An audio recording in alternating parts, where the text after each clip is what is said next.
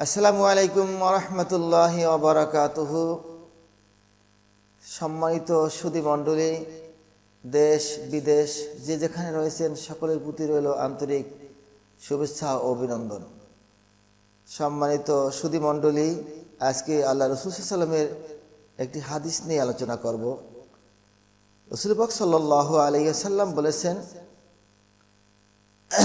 আল্লাহ তাআলা যে ব্যক্তি আস্তাগফিরুল্লাহ এই শব্দটির সাথে লেগে থাকবে, আঠার মতো লেগে থাকবে, আল্লাহ রাব্বুল আলামিন তাকে 5টি পুরস্কৃত করবেন সাথে সাথে দুনিয়াতে। সম্মানিত সুধী, আস্তাগফিরুল্লাহর সাথে আঠার মতো লেগে থাকলে আপনার প্রথম যে ফলাফলটা হচ্ছে যে আকস্মিক কোনো বিপদ যদি আপনার উপরে আসে, আল্লাহ রাব্বুল আলামিন আপনাকে বিপদ থেকে রক্ষা করবেন। নাম্বার 1,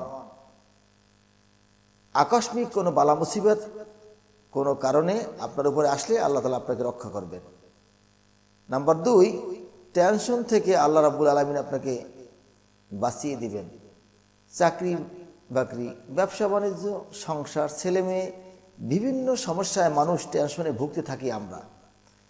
যে ব্যক্তি সদা সর্বদা আস্তাগফিরুল্লাহ আস্তাগফিরুল্লাহ আস্তাগফিরুল্লাহ কমপক্ষে দৈনন্দিন বিশ্বনবী সাল্লাল্লাহু আলাইহি ওয়াসাল্লামের সুন্নাত তরিকা অনুযায়ী 70 বার পাঠ করবে, আল্লাহ রাব্বুল আলামিন দুনিয়ার সকল টেনশন থেকে তাকে মুক্ত রাখবেন। সুবহানাল্লাহ সুবহানাল্লাহ। নাম্বার 3, তার রিজিকের ব্যবস্থা আল্লাহ রাব্বুল আলামিন কুদরতি ভাবে করে দিবেন। নাম্বার 4, আমরা রিজিকের ব্যবস্থায়, রিজিকের টেনশনে, রিজিকের ধান্দায়, অর্থের মোহে পড়ে আমরা আল্লাহকে ভুলে যাই, ইবাদত করার মতো সময়টুকু আমরা পাই না। অথচ আল্লাহ বলেছিলেন কোরআনে পাকের ভিতরে আছে, বিসমিল্লাহির রহমানির রহিম, ওয়ামা মিন দাব্বাতিন ফিল আরদি ইল্লা আলাল্লাহি রিজকুহা। আল্লাহ রাব্বুল আলামিন বলেন, আমার সৃষ্টি জগতের ভিতরে এমন কোন প্রাণী, এমন কোন জাতি নাই যার রিজিকের ব্যবস্থা আমি আল্লাহ রাব্বুল আলামিন না করে রেখেছি।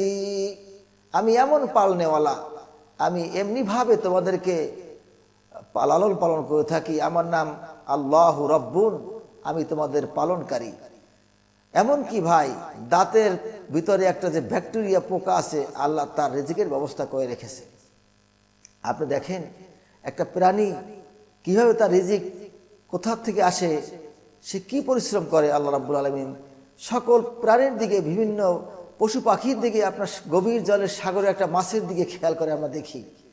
শুধুমাত্র এই মানব জাতি রিজিকের ধান্দায় আমরা আল্লাহকে ভুলে গিয়ে দুনিয়া নাফরমানি করতে থাকি, আল্লাহকে ভুলে যাই।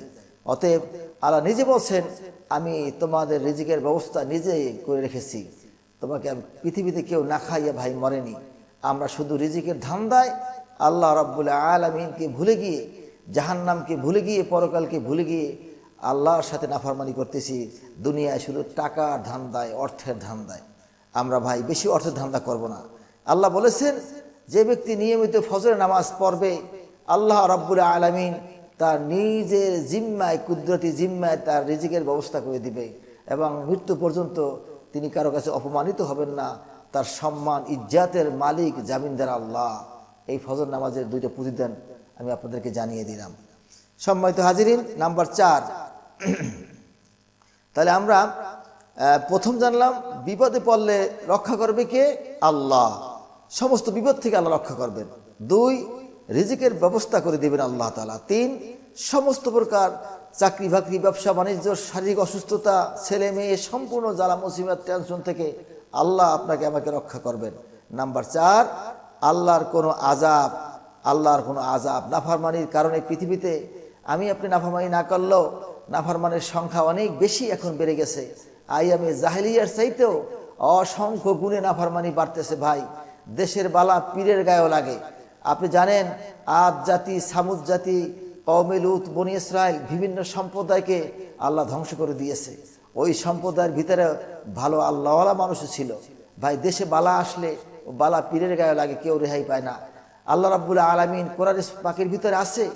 আল্লাহ বিভিন্ন এলাকাকে উল্টিয়ে দিয়েছেন। ওই জায়গার ভিতরে একজন আল্লাহওয়ালা ছিল, তাফসিরের ভিতরে পাওয়া যায়। জিবরাইল সাল্লাম বলছেন, মাবুদ গো, তোমার এই যে গজবের জায়গা উল্টিয়ে দিব, এই জায়গার ভিতরে একজন আল্লাহ তোমার আশিকিন প্রিয় পাগল তোমার জিকির করনেওয়ালা বান্দা আছে। বলছে ওরে সহ উল্টিয়ে দে, ভাই দেশে বালা আসলে কেউ রেহাই পাবে না।